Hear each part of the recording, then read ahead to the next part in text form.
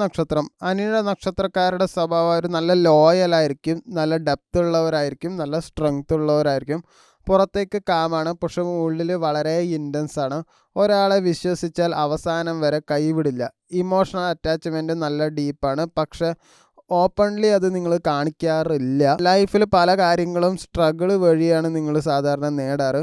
Friendship, relationship, job എല്ലായിടത്തും commitment നിങ്ങൾക്ക് പ്രധാനം തന്നെയാണ്. നിങ്ങളുടെ ബിട്രയൽ, നിഗ്ലക്റ്റ്, അതായത് നിങ്ങളെ ചതിച്ചവരുടെ അതൊന്നും നിങ്ങൾ എന്തായാലും പൊറുക്കില്ല.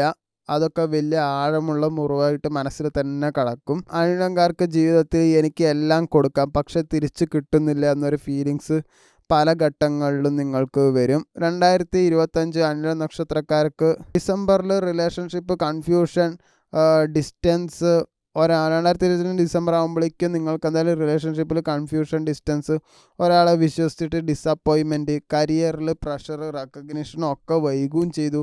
എനിക്ക് എന്താ ഇങ്ങനെ മാത്രം എന്നൊരു സെൽഫ് ക്വസ്റ്റ്യനും ഉണ്ടായി. പലർക്കും സ്ലീപ്പ് ഇഷ്യൂ, ആങ്സൈറ്റി, എല്ലാം ഓവർ തിങ്കിങ്ങും ഒക്കെ നിങ്ങൾക്കുണ്ടായിരുന്നു. 2025 അനിഴം നക്ഷത്രക്കാർക്ക് കർമ്മ ക്ലിയർ ആയിരുന്നു, പക്ഷേ വേദന, ലേണിങ്, മെച്യൂരിറ്റി